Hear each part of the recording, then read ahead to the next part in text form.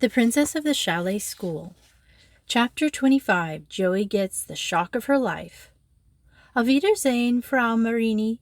It's been a gorgeous week, and we've enjoyed ourselves so much. Joey hugged kind Frau Marini with much goodwill and received a hearty kiss on either cheek. Auf Wiedersehen. We have enjoyed having you. The dear God bless you and keep you safe always. Herr Marini lifted Robin up the steps and into the carriage then, and greatly reminded his wife that the train would leave in a minute or two. Go, my children, he said patiently.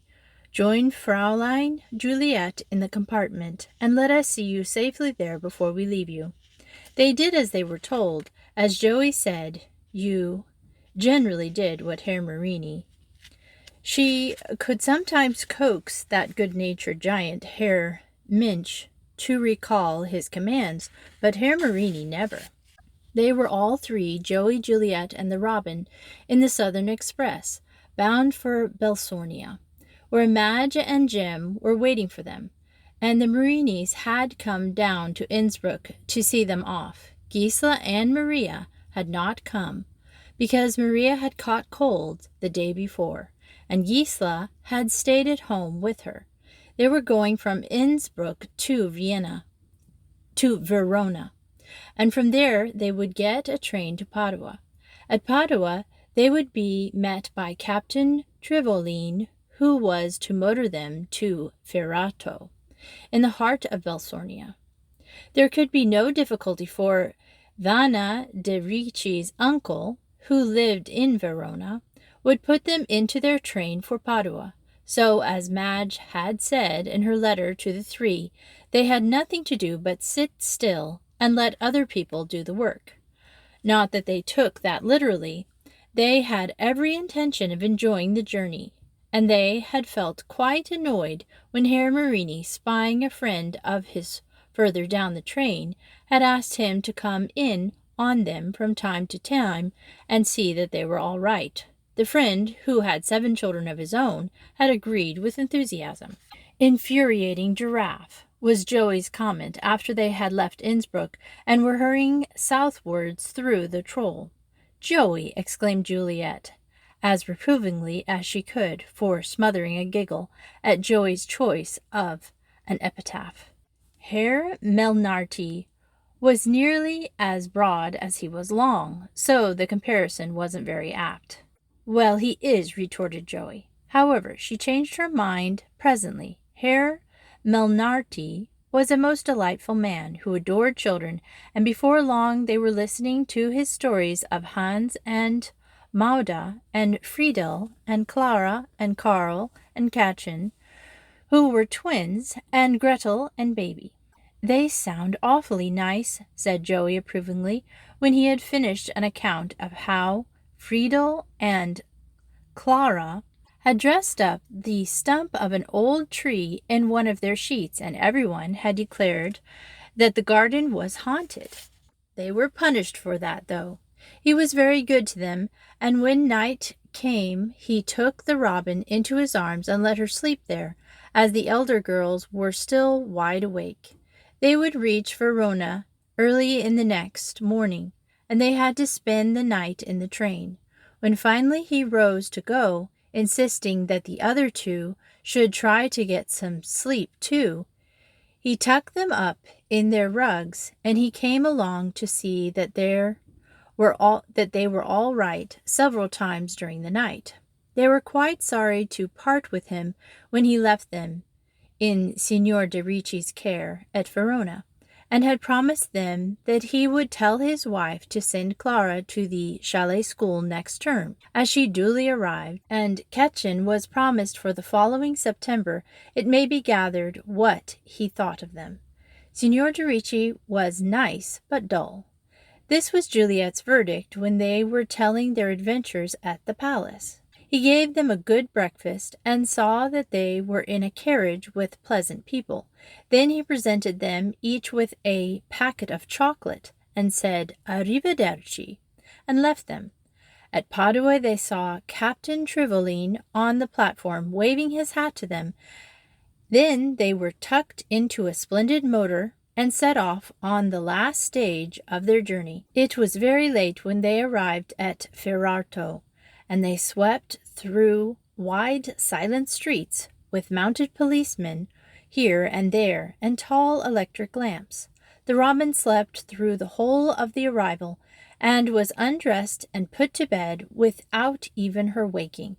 But Joey managed to open her eyes long enough to clutch her sister in a mighty hug and kiss her. Then she too went off to sleep once more and was tucked up without so much as moving an eyelash.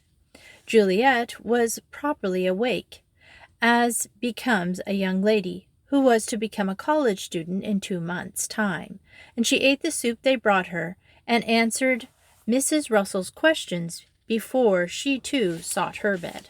Then they all slept till the sun was shining brightly on the palace gardens, and Elisaveta had had her breakfast and was wandering anxiously up and down the long corridor, wishing they would hurry up and get dressed, for she had heaps to show them, and the afternoon would be completely taken up. Joey woke up first to meet her sister's eyes. She rolled over and then sat up. "Hello," she exclaimed. "Whatever time is it?" "Nearly 10, replied Madge, showing her watch. Jo glanced at it casually, and then stared at her sister. "What is the matter?" demanded Madge, thinking that she must have got a smudge on her face. "You don't look a bit different," said Jo. "May I ask how you expected me to look different?" demanded her sister. "Well, I don't know. I thought you'd look married." Madge colored furiously. "Joey, you really are the edge. Of course I don't look different. To hear you, anyone would think I'd some idiotic disease." Joey grinned. "Not sure that you haven't. Oh, keep your hair on. I say, can I get up?" "You'd better have breakfast first," decided Madge. "Here it comes." Joey looked approvingly at the tray borne by a pretty girl in the Belsonian native dress. "It looks topping," she remarked. "I'll wash my hands and face, if I may, and then I'll wire in." "Where's the robin?" "Over there in the corner," replied her sister, waving her hand to a little bed in the opposite corner of the room. "Don't yell, Joey. I want her to have her sleep. She was fearfully tired, poor baby." Joey lowered her voice obediently, but went on. "Where have they put Juliet?" "Next door," returned Madge. "Elisaveta is on the other side of you, so you are all together. The schoolroom is beyond, and her own sitting room is beyond that. She was showing it all to me yesterday. There are 4 huge bookcases all full of books." "Yes," as Joey's eyes grew bright. "You like that, I knew. But do you remember, Jo, that you are visitor and don't read all the time?" Joey chuckled. "I won't. There are heaps of excursions to places where things happen. Murders and assassinations and things like that. And we are going to see them all." Madge laughed. "What a bloodthirsty collection. Yes, you may get up now if you have really finished your breakfast. The bathroom is over there through that door. I have put out a clean white frock for you to wear this morning, and you must be careful not to tire yourself too much." Joey looked up from the floor where she was sitting, putting on her bedroom slippers. "Why not?" "Because we are going to the city this afternoon, and you won't enjoy yourself if you aren't fresh." Joey wasn't watching her, or she would have seen an indescribable expression on her sister's face as she said this. As it was, she trotted off to the bathroom and took her bath without troubling about the afternoon's expedition in the least, while Madge, after a look at Robin, who still slept soundly, slipped away to see if Juliet had roused yet. The morning was spent quietly in the garden, where Elisaveta showed her guests her own little plot and the famous fountains, which were not playing that morning, and introduced them to various people as "my chums from school." And everyone looked reverently at Joey, much to her amazement. She couldn't imagine why they should all gape at her like that. After lunch, which they had in the king's private apartments, the children were sent to get ready for their drive. Vinetta will come and help you, Juliet, said the princess, and Madame will dress the robin, 'cause she said so. Alette is coming to you, Joey. Joey opened her eyes wide as saucers. Why? She demanded. I can dress myself. Elisaveta looked rather funny for a minute, and Jo was afraid she had hurt her friend's feelings. But before she could get out an apology, Alette appeared on the scene and whisked her off. I can manage honor bright, Joey informed her. Alette appeared to think not. She poured out hot water into a bowl while Joey was taking off her plain linen frock, and then told her to wash her hands and face. After that, she examined the nails carefully and performed a little manicuring, after which she brushed Joey's hair till it shone like raw silk, and then she went to the cupboard and took from it a dainty little petticoat, all lace and muslin, and required her new charge to get into it. Jo did as she was bidden. It seemed the easiest thing to do, but she wondered very much why all this fuss was necessary for driving through the capital. However, she supposed it had to be done, and there didn't seem any use in arguing with Alette, who treated her as if she were no older than the robin. When she was ready, the maid produced another white frock, but such a frock! Jo nearly gasped when she saw it. It was of white georgette, very simply made, and trimmed with cobwebby lace. Nothing could have been much plainer, for the lace only edged the neck and short sleeves, but it was exquisitely delicate, and she had never had one like it in her life. Alette slipped it over her head and adjusted it very carefully, and then she cast a glance at the dainty silk stockings and shoes which Joey had put on before she had washed, gave her hair a final touch, and then brushed, and then put on her head a big white hat with a twist of white silk round the crown. It was the simplest outfit, but Joey felt that she had never been so dressed as she was now. It will do, mademoiselle, said Alette, as she gave her a pair of long white gloves. Put them on so. Now, that is all. His Majesty requires that you will go to the white salon and speak with him. But I don't know where it is, said Jo, dismayed. Vinette will have finished Mademoiselle Juliet, replied Alette, and she will show you the way. She opened the door as she spoke, and there was Vinette, a pretty rosy girl who bobbed a curtsy as Jo appeared. Vinette, you will please take Mademoiselle Joey to the white salon, directed Alette. Then come back to me, as I shall need you. Vinette bobbed another curtsy. Will you follow me, miss? She said to Joey.